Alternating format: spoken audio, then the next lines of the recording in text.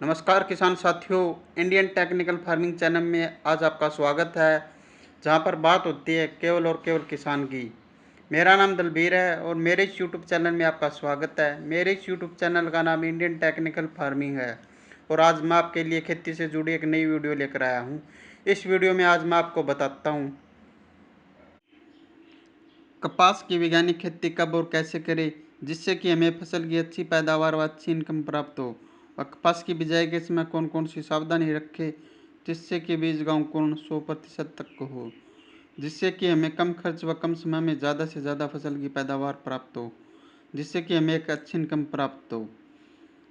आज हम बात करते हैं कि कपास की वैज्ञानिक खेती करने का उपयुक्त समय कौन सा है। कपास की खेती करने के लिए खेत का चुनाव। कपास की वैज्ञानिक खेती करने के लिए मिट्टी की जांच। कपास की वैज्ञानिक खेती करने के लिए पानी की जांच करवाना क्यों जरूरी है।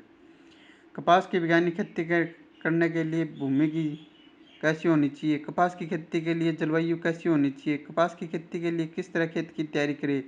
कपास की खेती के लिए फसल पद्धति या फसल चक्कर। कपास की वैज्ञानिक खेती करने के लिए किस प्रकार के बीज का चुनाव करें। किस कौन कौन सी बीज की उन्नत किस्में हैं। बीज का उपचार किस तरह से करें। बीज की मात्रा कितनी ज़रूरी है। कपास की वैज्ञानिक खेती करने के लिए फसल की बुआई का समय। कपास की वैज्ञानिक खेती करने के लिए जल, कीट व रोग का प्रबंधन क्यों जरूरी है। कपास की वैज्ञानिक खेती के लिए कौन कौन से स्प्रे करें। इस वीडियो को अंत तक जरूर देखें ताकि आपको खेती से जुड़ी सभी जानकारी प्राप्त हो। अगर आप चैनल पर नए हो तो वीडियो को लाइक, शेयर, कमेंट और चैनल को सब्सक्राइब जरूर करना, ताकि अन्य किसानों को खेती से जुड़ी सभी जानकारी प्राप्त हो और आने वाली वीडियो की नोटिफिकेशन आपको मिलती रहे। चलिए वीडियो को स्टार्ट करते हैं। कपास रेशे वाली नकदी फसल है। इसे सफ़ेद सोना भी कहते हैं। भारत में कपास एक महत्वपूर्ण फसल है। भारत में कपास की खेती सर्दियों से चली आ रही है, जिसका उल्लेख ऋग्वेद में भी मिलता है, जो यह दर्शाता है कि भारतीयों का कपास से वस्त्र बनाने का ज्ञान प्राचीन काल से ही रहा है। भारत विश्व का दूसरा सबसे बड़ा कपास उत्पादक देश है, जिसे पहले नंबर पर चीन आता है। कपास में एक तरह का फल होता है जो बोल्स कहलाती है। ये चिकने और हरे पीले रंग के होते हैं। फल के अंदर बीज और कपास की रेशा होती है। भारत में कपास की खेती सबसे अधिक महाराष्ट्र, मध्य प्रदेश, गुजरात, आंध्र प्रदेश और राजस्थान में होती है। कपास की खेती के लिए नंबर 1 उपयुक्त समय। नंबर 2 कपास की खेती के लिए खेत का चुनाव। नंबर 3 मिट्टी की जांच। नंबर 4 पानी की जांच। नंबर 5 कपास की खेती के लिए भूमि। नंबर 6 जलवायु। नंबर 7 खेत की तैयारी। नंबर 8 फसल पद्धति या फसल चक्कर। नंबर 9 कपास की खेती के लिए बीज का चुनाव, बीज की उन्नत किस्में, बीज का उपचार व बीज की मात्रा। नंबर 10 फसल की बिजाई या फसल की बुआई। नंबर 11 फसल की बुआई सिंचित तथा असिंचित क्षेत्रों में। नंबर 12 खरपतवार की रोकथाम। नंबर 13 30 दिन बाद सिंचाई, फिर निराई, फिर गुड़ाई, फिर 30 दिन बाद सिंचाई या फिर वर्षा आधारित, फिर खाद का प्रबंधन, फिर जल का प्रबंधन, फिर कीट व रोग का प्रबंधन। मोनो टाटा आसाटाप, इमिडाक्लोप्रिड इत्यादि का स्प्रे करें। फल फूलों की वृद्धि के लिए प्लानोफिक्स कल्टार जैसे टॉनिक का ही इस्तेमाल करें। फिर चुनाई। नंबर 1 उपयुक्त समय। कपास की बिजाई का उपयुक्त समय अप्रैल व मई महीना होता है। बाजार में कपास की बहुत सी वैरायटियाँ उपलब्ध होती है। अप्रैल महीने में बिजाई के लिए अगत्य वैरायटी व 15 मई के बाद हम पछेती वैरायटी का ही चुनाव करते हैं। नंबर 2 खेत का चुनाव। इसके बाद हम कपास की बिजाई के लिए हम खेत का चुनाव करते हैं। अगर पहले उस खेत में सरसों की बिजाई की थी तो सरसों के फन्नों को रोटावेटर की सहायता से 1-2 बार अच्छी तरह से जुताई कर दे, ताकि सरसों के फन्ने अच्छी तरह से मिट्टी में मिल जाए। फिर आप हैरो की सहायता से 1-2 बार अच्छी तरह से जुताई कर दे। फिर आप लेजर लेवलर की सहायता से खेत को समतल कर दे, ताकि खेत की सिंचाई अच्छी तरीके से हो सके। नंबर 3 मिट्टी की जांच। सबसे पहले अपने खेत की मिट्टी की जांच करवा ली, जिससे हमें यह पता चल जाता है कि मिट्टी में किन किन पोषक तत्वों की कमी है और खेत की मिट्टी किन किन फसलों के लिए उपयुक्त है और इस मिट्टी में कौन कौन सी फसलें उगाई जा सकती है, जैसे गेहूँ, चना, अरहर, सरसों, राया, बरसीन, गन्ना, आलू, मक्का, बाजरा, कपास इत्यादि। मिट्टी की जांच से हमें यह पता चल जाता है कि इसका पीएच मान कितना है। पानी की जांच। अगर आप फसल की बिजाई के लिए नहरी पानी का इस्तेमाल करते हो तो यह सभी प्रकार की फसलों के लिए अच्छा है और इसमें बीज का गुण 100% तक हो जाता है। अगर आप ट्यूबवेल के पानी से फसलों की बिजाई करते हो तो आप इस ट्यूबवेल के पानी की जांच करवा लें। अगर ट्यूबवेल का पानी पीने में मीठा है तो इसमें पानी का पीपीएम ज़्यादा हो सकता है और बीज अंकुरण के समय यह एक समस्या बन जाती है। अगर पानी का पीपीएम 1000 से कम है और यह सभी प्रकार की फसलों के लिए अच्छा है और इसमें बीज का अंकुरण 100% तक हो जाता है। अगर पानी का पीपीएम 1000 से ज़्यादा है तो इसमें बीज का अंकुरण सही तरीके से नहीं हो पाता, इसलिए पानी की जांच करवाना बहुत ज़रूरी है। खेत की तैयारी व गोबर की खाद। अगर आप खेत में गोबर की खाद का इस्तेमाल करते हो तो 8 से 10 ट्रॉली 1 एकड़ के लिए पर्याप्त रहती है। गोबर की खाद जमीन में अच्छी तरह बिखेर कर जमीन को समतल कर देना चाहिए। सिंचाई, बत्तर, जुताई, कल्टीवेटर, सुहागा। अब आप खेत को अच्छी अब आप खेत को अच्छी तरह से सिंचाई कर दे। जमीन के बत्तर आते ही हैरों की सहायता से खेत की अच्छी तरह 1-2 बार जुताई कर दे और फिर आप कल्टीवेटर सुहागा की सहायता से जमीन को समतल कर दे। कपास की खेती के लिए भूमि। कपास की खेती को सभी तरह की जमीन पर की जा सकती है, फिर भी दोमट मिट्टी भूमि को कपास की खेती के लिए सबसे सर्वोत्तम माना गया है। बलुई जमीन, क्षारीय भूमि और कंकड़ से भरी हुई जमीन पर कपास की खेती नहीं की जा सकती है। भूमि की तैयारी करते समय सबसे पहले खेत की जुताई लगभग 25 सेंटीमीटर गहरी करनी चाहिए। जरूरत के अनुसार दोबारा 2 से 3 बार देसी हल चलाकर खेत की जुताई कर दे और फिर उससे भुरभुरा कर फिर से भूमि को समतल भूमि बना देना चाहिए। जलवायु। कपास की खेती के लिए जलवायु। कपास की खेती में अच्छे जमाव के लिए मिनिमम 16 डिग्री तक का टेम्परेचर होना चाहिए। फसल के विकास के टाइम लगभग 21 से 57 डिग्री तक का टेम्परेचर और फसल के तैयार होने के टाइम में 27 से 32 डिग्री तक की टेम्परेचर की आवश्यकता पड़ती है। कपास की खेती के लिए खेत की तैयारी व गोबर की खाद। अगर आप खेत में गोबर की खाद का इस्तेमाल करते हो तो 8 से 10 ट्रॉली 1 एकड़ के लिए पर्याप्त रहती है। गोबर की खाद को जमीन में अच्छी तरह बिखेर कर जमीन को समतल कर देना चाहिए। अगर आप जमीन की गहरी जुताई करते हैं तो 2 से 3 बार देसी हल से 2 से 3 गहरी जुताई कर दे, फिर आप जमीन को समतल कर दें। फसल पद्धति या फसल चक्कर। फसल चक्कर एक ऐसी प्रणाली है जिसमें फसलों को इस क्रम में बोया जाता है जिससे कि उसकी मृदा की उर्वरकता शक्ति बनी रहे। एक सफल उत्पादन के लिए उत्तरदायी प्रमुख कारकों में से फसल चक्कर एक महत्वपूर्ण स्थान रखता है। फसल चक्कर को अपनाने का उद्देश्य उपलब्ध प्राकृतिक साधनों का उपयोग करके उसमें अधिक फसल उत्पादन करना होता है। फसल चक्कर क्या है? किसी खेत में फसलों को अदल बदल कर या हेरफेर कर बोना फसल चक्कर कहलाता है। ऐसा करने से मृदा की उर्वरकता शक्ति बनी रहती है और पैदावार अच्छी होती है।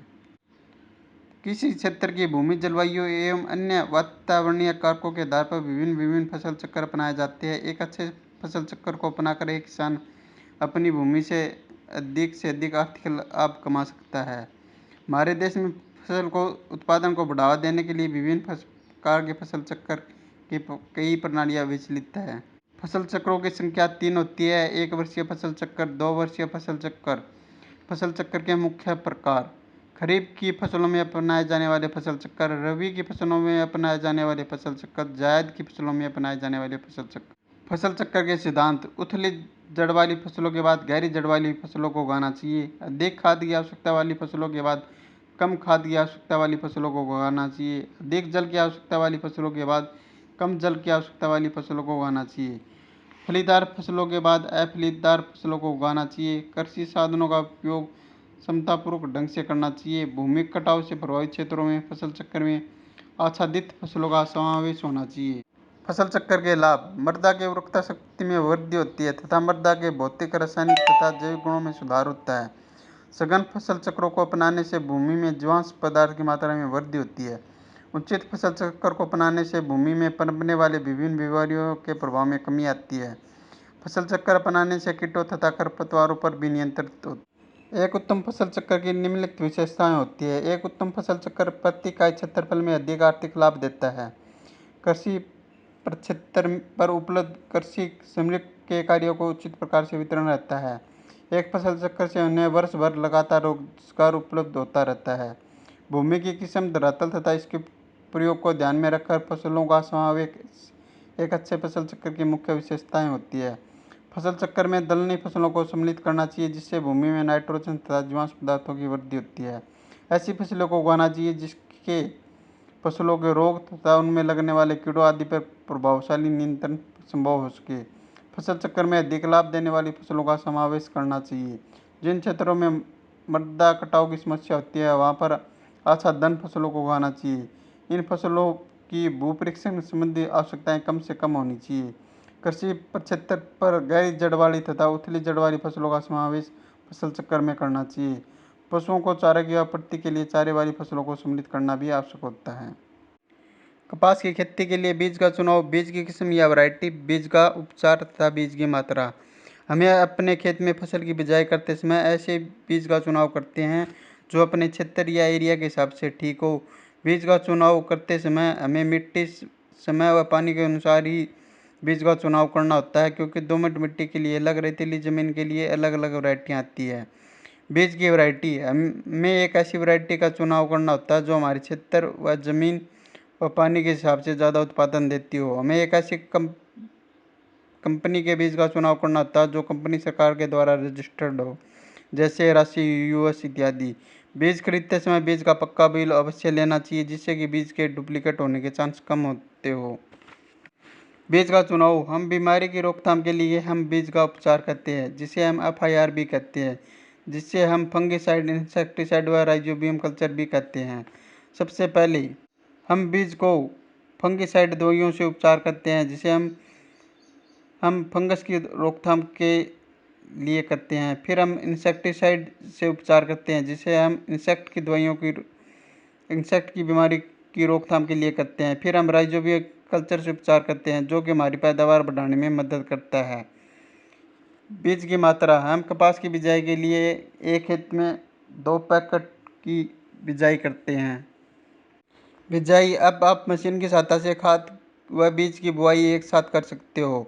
हमें बीज की बिजाई सुबह या शाम के समय ही करनी चाहिए। बिजाई के समय में लाइन से लाइन की दूरी 3 फुट व बीज से बीज की दूरी 1 फुट व बीज की गहराई 8 से 10 सेंटीमीटर रखनी चाहिए। बिजाई के समय बीज गिल्ली मिट्टी में ही डलना चाहिए और इसके ऊपर 5 से 6 सेंटीमीटर जमीन की परत चढ़ जानी चाहिए। फसल की बुआई तथा असिंचित क्षेत्रों में, अगर आप फसल की बिजाई नहरी पानी से करते हो तो इसे हम सिंचित क्षेत्र कहते हैं। अगर आप वर्षाधारित क्षेत्रों में कपास की खेती करते हो तो इसे हम कपास की खेती असिंचित क्षेत्रों में कहते हैं। कपास की खेती सिंचित तथा असिंचित दोनों क्षेत्रों में की जाती है। सिंचित क्षेत्रों में इसका उत्पादन ज़्यादा होता है, असिंचित क्षेत्रों में इसका उत्पादन कम होता है। यह वर्षा पर निर्भर करता है। खरपतवार की रोकथाम, अगर आप खरपतवार की रोकथाम के लिए स्प्रे करते हो तो पेंडामेलिथियान 30% EC का बिजाई के तुरंत बाद छिड़काव कर दे। इससे खरपतवार नहीं उगेगी। खरपतवार के लिए पेंडामेलिथियान 30% EC को 500 मिलीलीटर दवाई को 250 लीटर पानी में घोल बनाकर 1 एकड़ में इसका स्प्रे कर दे। स्प्रे के समय खेत में नमी होना बहुत ज़रूरी है। कपास की बिजाई के 30 दिन बाद कपास की फसल सिंचाई के योग्य हो जाती है। अब आप खेत की हल्की सिंचाई कर सकते हो। कपास की बिजाई के 30 दिन बाद खेत में खरपतवार भी उगने शुरू हो जाते हैं। सिंचाई के तुरंत बाद आप खेत की निराई व गुड़ाई कर दें। सिंचाई के बाद जमीन के बत्तर आते ही आप खेत में खाद की बिजाई कर दें। 1 एकड़ के लिए 30 किलो DAP, 20 किलो पोटास व 15 से 20 किलो यूरिया की आप बिजाई कर सकते हो। इसके 30 दिन बाद फिर आप खेत की सिंचाई कर दो, या फिर आप वर्षा हो जाए तो खेत की सिंचाई न करें। जल प्रबंधन, कपास की खेती के लिए जल का प्रबंधन होना भी बहुत ज़रूरी होता है, क्योंकि अगर बारिश ज़्यादा हो जाए तो खेत में पानी इकट्ठा हो जाता है, जिससे खेत में ज़्यादा बीमारी आ सकती है। इसलिए जल का प्रबंधन भी होना बहुत ज़रूरी होता है, क्योंकि कपास की फसल ज़्यादा पानी को नहीं मानती है। कपास की खेती के लिए निराई गुड़ाई, पहली निराई गुड़ाई अंकुरण के 15 से 20 या 20 से 25 दिन के बाद करनी चाहिए। वहीं यदि फसल में सिंचाई की जरूरत पड़ रही है तो हल्की सिंचाई करनी चाहिए। इससे कीट व रोग का असर कम रहता है एवं अच्छी पैदावार होती है। कपास की फसल में लगने वाले प्रमुख कीट। गुलाबी सुंडी। कपास की फसल के लिए अगर कोई सबसे बड़ा दुश्मन कीट है तो वह गुलाबी सुंडी है, जो अपना पूरा जीवन उसके पौधे पर बिताता है। यह कपास के छोटे पौधे, कली व फूल को नुकसान पहुंचाकर फसल को नष्ट कर देता है। इसका प्रकोप हर साल होता है। इसका प्रबंधन। इसके नियंत्रण के लिए कोरोमंडल के कीटनाशक फेंडाल 50% इसी का छिड़काव करें। फेंडाल एक बहुआयामी कीटनाशक है। यह कीड़े पर लंबे समय तक नियंत्रण रखता है। इसके अलावा इसमें तेज तीखी गंध होती है, जो वयस्क कीट को अंडा देने से रोकती है।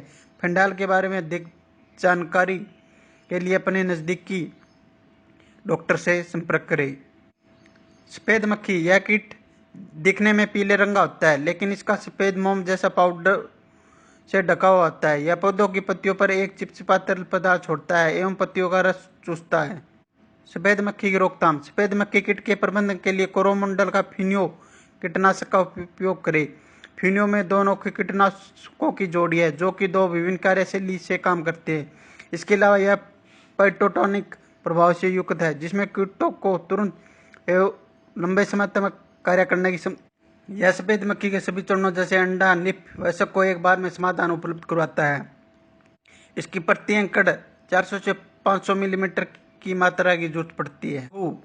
यह बेहद कोमल कीट होता है, जो दिखने में मटमैले रंग का होता है। महू कीट कपास की पत्तियों को खुरचकर उसका रंग चूस लेता है। इसके बाद पत्तियों पर एक चिपचिपा पदार्थ छोड़ देता है।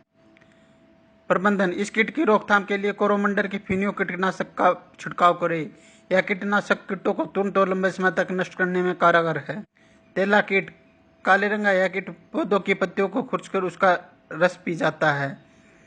इसकी रोकथाम के लिए फिनियो कीटनाशक का प्रयोग करें। यह रस चूसक कीट है, जो कि कपास की फसलों को अत्यधिक नुकसान पहुंचाता है। इसकी रोकथाम के लिए फिनियो कीटनाशक का ही प्रयोग करें। हरा मच्छर। यह दिखने में 5 भुजाएं और पीले रंग का होता है। इस कीट के आंखों के पंखों पर काला धब्बा पाया जाता है, जो कि कपास की शिशु एवं वयस्क अवस्था में पत्तियों का रस चूसता है, जिससे पत्तियां पीली पड़कर सूखने लगती है। प्रबंधन। इस कीट के प्रबंधन के लिए पूरे खेत में प्रति एकड़ 10 पीले प्रपंच लगाना चाहिए। इसके अलावा 5 मिलीमीटर नीम तेल को 1 मिलीमीटर टिनोपोल या